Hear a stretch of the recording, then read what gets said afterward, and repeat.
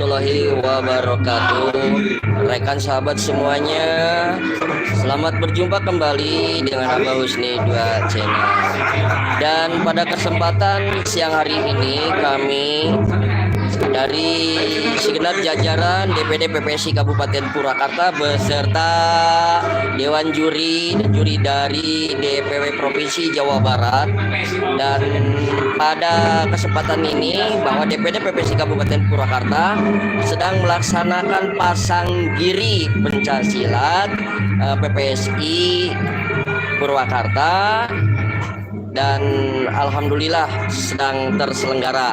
Dan sekarang habis rehat dan akan dimulai lagi untuk laju ke Patandang beserta yang lainnya.